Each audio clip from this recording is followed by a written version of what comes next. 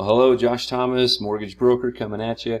Wanted to just go through and talk about interest rates and purchase prices. I hope your holiday season is going nicely so far. It is December when I'm recording this, and so if you're listening to this, December of 2020, a year for the books. If you're listening to this some other future date, probably ought to delete it. It's probably old data, but should be good data for at least a few months. Anyway, so we're going to go ahead and talk about rates and purchase prices as it affects your buying power. And so everybody's always trying to make decisions, and it's important to recognize that when you make a decision about when you're going to move and refinance and stuff like that, that it's important to take into account the market itself. And so we're going to talk about those two things. First off, interest rates. They are crazy low.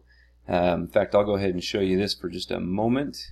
This is right now a couple of interest rates that I have available. So if I was looking at a $400,000 purchase price, FHA loan, conventional loan with only 3% down, yes, I said 3, or a conventional loan with 20% down, notice these interest rates. Oh my goodness. And notice the closing costs on this one. So FHA 2.25% rate, but look at that, only $4,000 of closing costs. That includes your homeowner's insurance and property taxes, your escrows, everything. Crazy low. So that's where interest rates are. These are more normal to what people are typically seeing at that kind of purchase price range. But yeah, man, crazy low rates. So that's what we're kind of talking about. Everybody's the problem with markets like this is then everybody kind of gets to thinking, hey, wait a second, rates are always going to be this good. And so we need to talk about that and make sure we understand.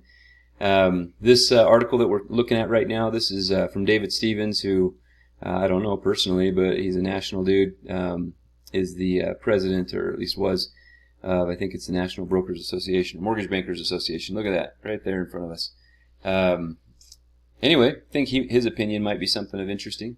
And so obviously you can see by the headline he's planning on rates rising. I'm going to talk about two things in this article. The feds and what they're doing, that's really important. The national debt's interesting. The capital rule, that's interesting. The adverse market fee, I think, is another one. And then the release from conservatorship. Now, that last one is very complicated and very political. And so I don't know that one's, I don't know. It's hard to take that. You have to take that kind of stuff into account, but it's hard to put too much credence in it. Basically, I'm just going to kind of hone in on this number one point right here, the Federal Reserve. So the feds are the reason interest rates went down in 2008, 9, 10, 11, well, more like 2009, 10, 11, 12, and so on and so forth. They had everything to do with it. You may have heard of quantitative easing, or QE, 1, 2, infinity. There's several different versions of it, and they went on all the way until 2017, even into 2018. 2018, they finally finished with that program they launched way back in 2008. And they had purchased $4 trillion of mortgages and treasuries during that time span. And so when they do that, they become a very large buyer of mortgages, which, you know, economics, the larger the buyer, the larger the demand for something, the lower the interest rates, or excuse me, the lower the price of that something. The larger the demand, the higher the price is going to go. And in mortgages, the higher the price goes, the lower the rate goes, if that makes sense. It's a yield. So the higher you pay, the more you pay for something, the lower the benefit, if you will, the yield, which is our interest rate. And so in this world, when you have the feds that show up and they're a massive buyer, so when COVID hit, they went to town. Some of the biggest movements I've ever seen, and that's what you're seeing right down here in this little article. Crazy levels, $100 billion a month. Just wrap your mind around that, of mortgages. They were purchasing, they were 35% of the buyers in the world for mortgages over those months. So kind of insane. But when you recognize how insane those numbers are, then you'll start to understand how significant that is in the projection of interest rates. So basically put, the feds aren't going to do this forever. They're only committed to do this through 2020.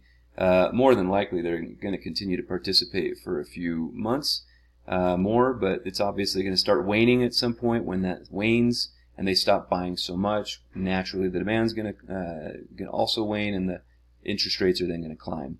So what have I got for you? I have a little chart for you. I kind of showed you already. So what this is right here, this is $400,000 today's purchase price, today's interest rates. Today's interest rates, they may be a little bit lower than you're used to seeing, even though low is already very normal. But I just wanted to show you two things. So if the purchase price goes up 5%, which is pretty low over the last 4 or 5 years, it's been climbing more than that per year. But if it goes up another 5% 12 months from now, then this is the monthly payment that you can expect for the exact same house as what you can buy today. Okay, so that one, if you compare it, we're talking $100 a month, right? Or this one, again, $100 a month. Now, what if interest rates rise also? And so again, we're talking $1,758 compared to $16, right? We're basically raising your payment $200 a month, and that's only if interest rates go up 0.5%. I just put a half in there. If they go up more than that, clearly your payment's going to go up more than that. If they go up a full 1%, mind you, this is still in the 2s. Just this year, we were in the 3s, right? And so if it just goes back up to in the 3s, which is already ridiculously low, you can see what's going on, right? We're adding $300 a month, $400 a month to your payment because purchase prices have and will continue to climb drastically. Now, I talk about this and everybody always asks, this is already kind of a long video, so I got to keep this super short. In fact, you know, I might make a second video just for this point. Now we're going to keep going for a moment. Basically point, okay, so Josh, purchase prices are climbing, interest rates are climbing, the market's just going to come to a dead stop.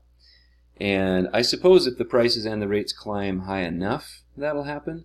But number one, we've already seen the mortgages are heavily manipulated by the government and the feds.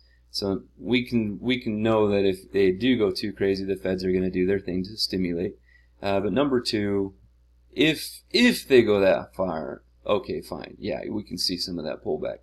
But they have to go a lot farther, I believe, than what people are prepared, what they're thinking they will do. So in other words, the demand for buying a house isn't because people are trying to get rich and famous.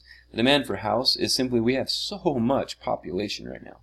The year of 2020 happens to also be the year of the largest portion of the largest generation of the country and of their history, of our history, and they're all turning 33 this year, which happens to be the average age for a first-time home buyer. And so 2020 is the largest portion of the population coming into the housing market for the first time in the history of our country.